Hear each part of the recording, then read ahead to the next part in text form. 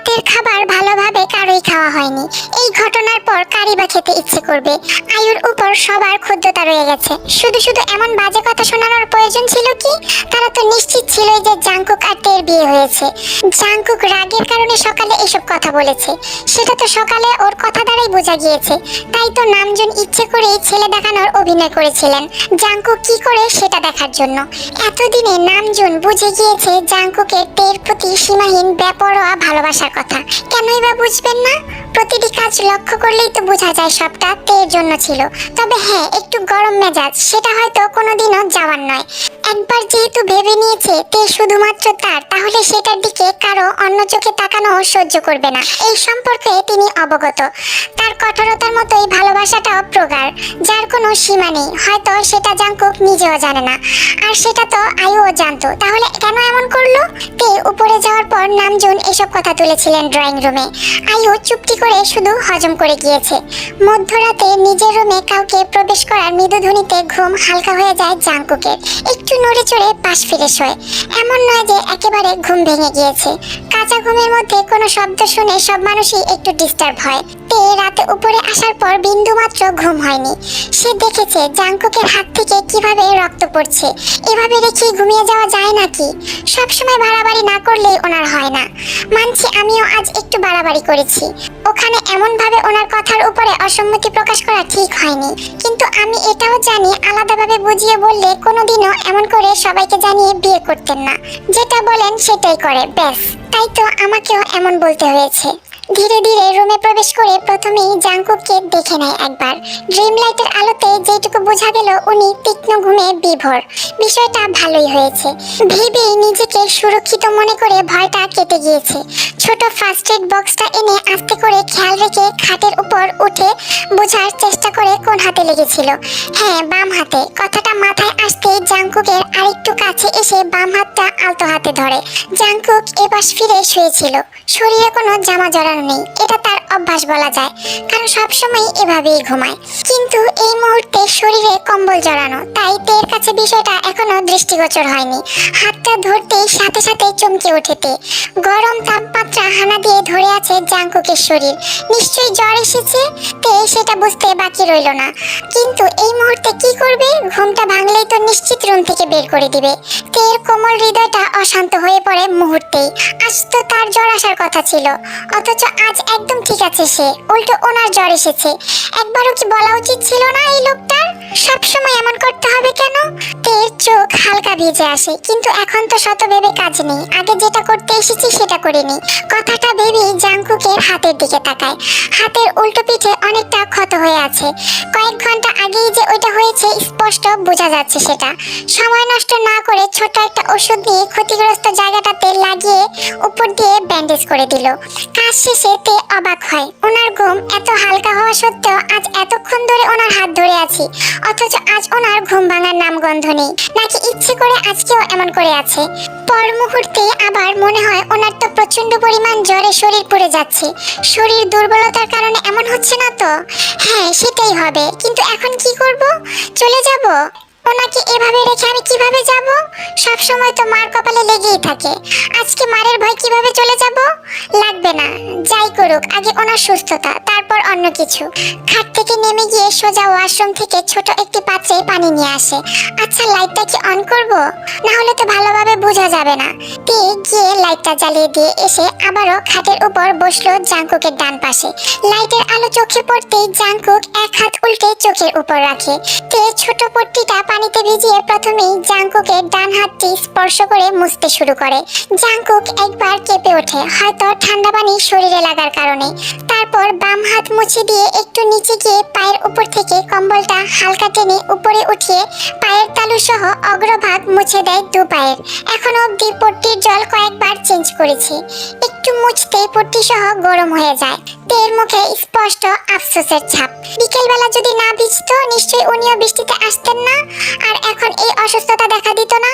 পা মোছা শেষ করে মাথার পাশে গিয়ে বসে আবারও পট্টিটা জলে ভিজিয়ে নিয়ে শরীর থেকে কম্বলটা টেনে সরিয়ে দিয়ে নিজেই কাচুমাচু শুরু করে। আসলে তে এতক্ষণ খেয়াল করেনি বিষয়টা। কথাটা ভাবার মাঝেই চোখ যায় পেটের উপর সেলাইটার উপর। এখন এখনো সবটা সুখ হয়নি। কতটা ব্যথা নিয়ে আছে বলতে পারবে এই লোকটা? কখনো নিজের জন্য একটু ভাবতে ইচ্ছে করে না এই লোকটার? কথাটা ভেবেই চোখ থেকে জল গড়ায়। কিন্তু এই মুহূর্তে এত সব ভাবলে চলবে না।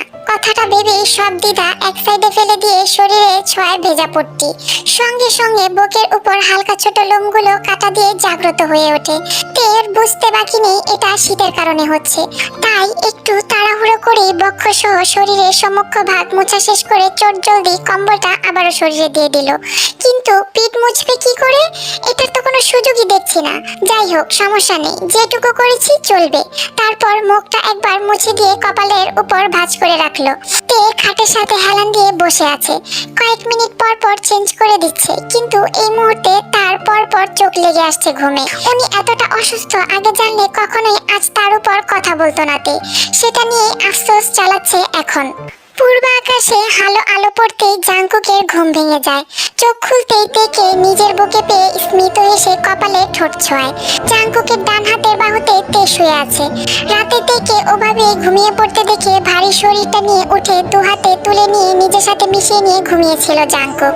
হাতে ব্যান্ডেজ করার সময় জাঙ্কুকের ঘুম ভাঙে, কিন্তু তেকে তখন বকতে বিন্দুমাত্র ইচ্ছে ছিল না বলেই চুপচাপ যেমন ছিল তেমন করে থেকেছে।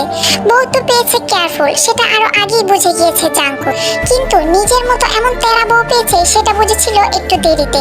মুখের উপর থেকে চুলগুলো সরিয়ে কানের কাছে গুজে দিয়ে এক দৃষ্টিতে তাকিয়ে রয় নিষ্পাপ মায়াবী উজ্জ্বলতায় মুখশ্রীতে। এই ফিসটা যে কি আছে, এভাবে কেন টানে? নিশ্চিত এই মেয়ে ম্যাজিক জানে, নয়তো এত অবাধ্য বউ সে কোনোদিনও চায়নি। তবুও কেন এই মেয়ের কথাগুলো রাখতে বাধ্য হয়? এখনো এমন কেউ জন্মায়নি যে জীবন জাঙ্কুককে বাধ্য করবে। তবে এই মেয়ে সেটা করে কিভাবে? এটাকে কি ম্যাজিক পাওয়ার বলে না? কথাগুলো বলে আবারও ঠোঁটের কোণে মৃদু হাসি জমে। দ্বিতীয়বারের মতো ঠোঁটের উপর হালকা শব্দে চুমু বসায়। এটা মনে হয় ঠিক হয়নি জাঙ্কুকের জন্য। সঙ্গে সঙ্গে কপাল কুঁচকে ফেলে জাঙ্কুক, কারণ তের ঘুম ভেঙে গিয়েছে। শরীরটা একটু আড়মোড়া দিয়ে দুহাত উঠিয়ে একবার শরীরের অলসতাগুলো ফেলে দিয়ে দু হাতে চোখ কচিলে একবার হামি দিয়ে ভালোভাবে চোখ মেলে তাকায়। আপাতত তের কোনো হদিস নেই, সব সময়ের মতো তাই সামনে জাঙ্কুককে দেখেও এমনিতেই তাকিয়ে আছে। জাঙ্কুক কপাল কুঁচকে তাকিয়ে বলে উঠলো, আমার রুমে আসার জন্য পারমিশন নিয়েছিলি? তে কোনো কথা বলল না, এইভাবেই আছে। জাঙ্কুক এবার বুঝলো এই মেয়ের এই অভ্যাসটা এখনো যায়নি। ঘুম থেকে উঠে পৃথিবীর সব ভুলে যায়। তাই আবারও স্মিত হেসে এক হাতে তের গাল আলতো হাতে স্পর্শ করে বলল, হয়েছে, আর কতক্ষণ? তে এবার শোয়া থেকে উঠে চারিদিকটা একবার দেখে নিল। মিনিটের মাথায় নিজের অবস্থান বুঝে হোক চুকিয়ে উঠে দু হাতে চুলগুলো কানের পাশে গুজে দিয়ে চট করে নিজের উপর থেকে কম্বলটা সরিয়ে জাঙ্কুকের দিকে তাকালো। জাঙ্কুকও তের দৃষ্টি বুঝে কপাল কুঁচকে বলল, আমার রুমে কখন আসলি? কারো রুমে আসতে হলে যে পারমিশন নিতে হয় জানিস না? নাকি এইটুকু সেন্স নেই নিজের মাঝে? আপনি কখন উঠলেন? আমি তো আসিনি, কিন্তু আমি তো এখানে ছিলাম না। আমি গিয়ে নিয়ে এসেছিলাম। তোর মনে হচ্ছে? সত্যি করে বল, কখন আমার কাছে এসেছিস? রাতে, তাই না? আবার দেখলাম আমাকে একদম সবটা দিয়ে জড়িয়ে আছিস। এসব কি একটু বলবি? নাকি জীবন জাঙ্কুকের প্রেমে একদম হাবুডুবু খাচ্ছিস অন্য মেয়েদের মতো? উফ, চুপ থাকতেন, আপনি অনেক অসুস্থ। এইটুকু বলতে জাঙ্কুক বলল, একদম অজুহাত দেখাবি না, বুঝলি? এটা বল যে জীবন জাঙ্কুকের স্পর্শ ছাড়া তোর ঘুম আসছিল না। তে এবার বিরক্তি নিয়ে বসা থেকে উঠে দাঁড়িয়ে নামতে নামতে বলল, আপনি যা ইচ্ছা ভাবুন। জাঙ্কুক তেকে নামতে না দিয়ে এক হাতে আকস্মিক হ্যাচকাটা নিয়ে আবারও নিজের পাশে শুইয়ে দিল। আরে কি করছেন? ছাড়ুন বলছি। আমি তো ভেবেছিলাম মারবেন আপনি, এখন দেখছি। তেকে কথা শেষ করতে না দিয়ে জাঙ্কুক বলল, এভাবে বিয়েটা না হলে হয় না? দেখতে এভাবে বিয়েটা হলে আমার বিপক্ষের মাস্টারমাইন্ড প্লেয়ার লোকগুলো এটা জেনে যাবে। এতে ওরা তোর ক্ষতি করার চেষ্টা করবে। আমার দুর্বল পয়েন্টে আঘাত দিতে পারলে ওদের জিত হবে, আর এটাই ওরা চায়। জনতা সাজিয়ে এভাবে বিয়ে করার ফল তো ভালো হবে না আমাদের জন্য। তুই জানিস, আমি জানি, এতে করে চলবে না। জাঙ্কুকের কথাটা শুনে তের চেহারা মুহূর্তেই কালো হয়ে যায়। একদম বিরক্তিকর ছিল কথাগুলো। কেন হবে না বিয়ে? সবার সামনে স্ত্রী দাবি করতে এতই কেন আপনার সমস্যা? আর আমার জন্য কি ওই সব কাজ ছেড়ে দেওয়া যায় না? আপনি তো কাল বললেন আমার জন্য এসবে লিপ্ত হয়েছিলেন, তবে আমার জন্য ছেড়ে এইটুকু বলতে জাংকুকের মাথা ভর্তি রাগে জমা হয়। এই মেয়েকে কখনো ভালোভাবে বোঝানোই বৃথা, লাগবে না একে বোঝানো, যা ইচ্ছে করুক, আমার কি। কথাগুলো ভেবে শোয়া থেকে চট করে উঠে তের হাত ধরে টেনে খাট থেকে নামিয়ে টানতে টানতে দরজার বাইরে বের করে দিয়ে বলল, নেক্সট টাইম আমার কেয়ার করতে আসার দরকার নেই, তোর ওই অর্ধকে আর নিজের কাছেই রাখ। কথাটা বলেই মগের উপর ঠাস করে দরজাটা আটকিয়ে দেয়। বিষয়টা এমন ভাবে হয়েছে যে তে কিছু বলতে চেয়েও বলতে পারেনি। ছোট টেবিলটার উপর একটা সাদা পেজ রেখে সুগা সবার মতামত নিয়ে গুছিয়ে লিখছে ধারাবাহিকভাবে কোনটা কিভাবে হবে। এই ছেলে কি ভেবে 5 দিন সময় দিয়েছে সে জানে একমাত্র। এত কম সময়ে সবকিছু কিভাবে করা যাবে? এখন তো এসব ভেবে লাভ নেই, তাই যেভাবে হোক মিলাতে হবে। তাই একসঙ্গে সবাই বসে ধারাবাহিকভাবে কম সময়ে কিভাবে করা যায় সেটা নোট করছে, নয়তো দেখা যাবে তাড়াহুড়োর মধ্যে কিছু মিস্টেক হয়ে গিয়েছে। প্রায় 2 থেকে 2.5 ঘন্টা সময় নিয়ে সবকিছু ঠিকভাবে সময় বের করেছে। নামজুন একবার জোরে নিঃশ্বাস ছেড়ে বললেন, যাক, শেষ পর্যন্ত শেষ হলো আমাদের চিন্তা ভাবনা। তা সুগা, কতজন হবে আসবে? বাবা, দূরের আত্মীয় স্বজনের মোট সব মিলিয়ে 600 এর কাছাকাছি হয়ে গিয়েছে। তা তো জানতামই, আমার মামুনির বিয়ে বলে কথা, বড়সড় না হলে হয়? ভাইজান, এত কিছুর কি প্রয়োজন ছিল? আর এত শত লোকের কি দরকার ছিল? এতে তো অনেক খরচের বিষয়। নামজুন একটু হেসে বললেন, যে হোক, তুমি আমাকে এখনো মনে হয় আপন ভাবতে পারোনি। মেয়েটা তোমার একার না। আসলে ভাইজান, আমি সেটা বলতে চাইনি। আসলে শুধু শুধু এত খরচ করে। কথাটার মাঝেই জাংকুক উপর থেকে শার্টের হাতা ফোল্ড করতে করতে নিচে নামতে নামতে বলল, সুগা, সংখ্যাটা আবার বলতো। জাংকুকের গলা শুনে সুগা সেদিকে তাকালো। কিসের কথা বলছিস? একটু আগে যে বললি দূর থেকে দূরবর্তী নিকটাত্মীয় সহ কতজন হলো? 600 এর কাছাকাছি হবে, সবার পরিবারের সকল লোকদের মিলিয়ে। জাংকুক বাঁকা হেসে বলল, আমার বিয়ের ইনভাইট আমি করব, তোদেরকে এটা নিয়ে মাথা ঘামাতে হবে না। কি বলছো? হ্যাঁ, বড়দের সামনে নিজের বিয়ে বলে চেঁচাচ্ছ, লজ্জা? নামজুনের কথা থামিয়ে দিয়ে বলল, আমার বিয়ের কথা আমি না বললে কি বলবে? স্ট্রেঞ্জ। আবারও বলছি, যা ইচ্ছা করো, বাট বিয়েতে কতজন আসবে সেটা আমার ইচ্ছেতে হবে। কথাটা বলে জাংকুক বাড়ির গেট বেরোয়। দেখলে, সবসময় বাড়াবাড়ি ছাড়া এই ছেলের কাজ নেই। আচ্ছা বাবা, ছাড়ো এসব, যেটা ভালো মনে করবে সেটাই করুক। বিয়ে যে করতে রাজি হয়েছে এভাবে, সেটাই অনেক। হ্যাঁ ভাইজান, জাংকুকের কথায় মন খারাপ করো না। তাছাড়া এত লোকজন এসে কি করবে? আমরা চেয়েছি যেন কেউ কটু কথা না বলতে পারে, সেই হিসেবেই হচ্ছে। অন্তত সবাই তো জানবে, এতেই চলবে। হ্যাঁ চাচা, আমারও মনে হয়। আর জাংকুক ব্রো নিশ্চয়ই ভেবেই বলছে। জাংকুক অফিসে নিজের রুমে দাঁড়িয়ে আছে, স্ট্রংলি 2 হাত পকেটে গুজে। কাচের দেয়ালটার উপর থেকে লাল পর্দাটা সরিয়ে বাইরে তাকিয়ে আছে। পেছনে ইয়নো কিছু শোনার আশায় সবেমাত্র এসেছে। জি স্যার, বলুন। শুধুমাত্র পরিচিত লোকজন ছাড়া একটা অতিরিক্ত মানুষ যেন ভেতরে ঢুকতে না পারে। পুরো বাড়ি যেন গার্ড দিয়ে ঘেরাও করা থাকে। ইয়নো জাংকুকের কথা মানে বুঝতে পারলো না, তাই প্রশ্ন করলো, স্যার ঠিক কিসের কথা বলছেন? যদি বুঝিয়ে বলতেন।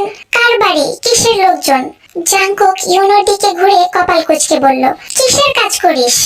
নিজের বসের সাথে কি হচ্ছে না হচ্ছে কিছুই দেখছি জানিস না? একটু ধমকিয়ে কথাটা বলল জাংকুক।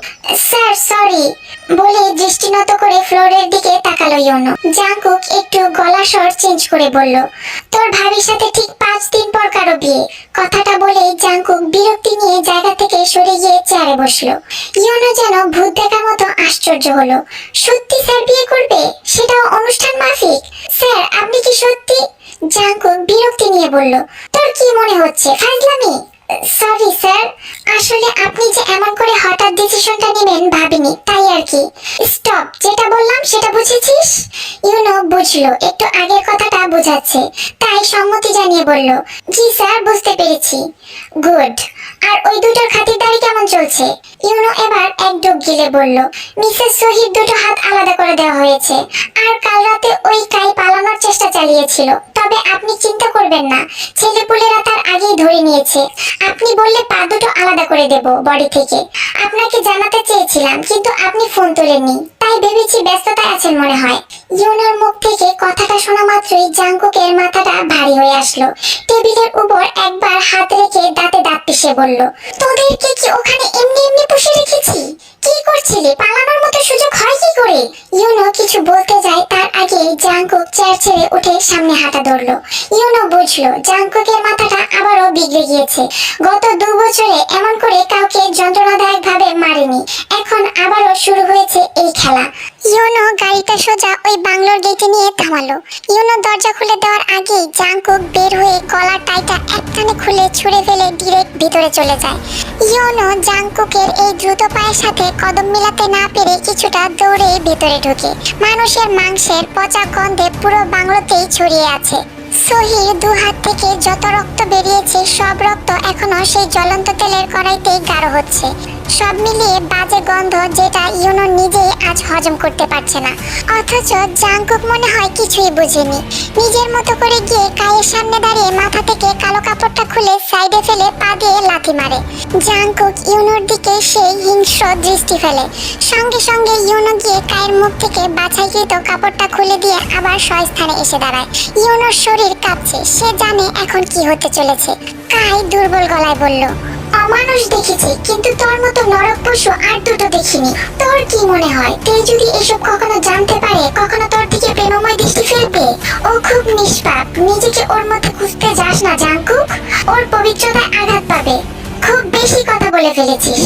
কথাটা বলেই পাশের টেবিল থেকে 30 ইঞ্চির করাতটা হাতে নিয়ে বাম পায়ে ঠিক হাঁটু বরাবর আঘাত করে। আঘাত করার মুহূর্তেই কায়ের চিৎকারের আওয়াজে পুরো বাংলা যেন কেঁপে ওঠে। কিছু রক্তের ছাপ ছিটকে এসে জাংকুকের সাদা শার্টে পরে লাল বর্ণ ধারণ করে। এতে জাংকুকের বেশ উৎফুল্লবোধ অনুভব হয়। ঠোঁট বাঁকিয়ে হাসে শব্দহীন। বলেছিলাম ঠিক 3 বছর পর একেবারে খতম করব। জিয়ন জাংকুক কখনো কথার খেলাফ করে না। কথাটা শেষ করে হাতের সদ্য ধারালো করাতটা ছুঁড়ে ফেলে ইউনোকে বলল, ওই মহিলা কোথায়? ইউনোর পরিহিত শার্ট ঘেমে একাকার, মুখখানা যেন মাত্র পানিতে চুবিয়েছে মনে হচ্ছে।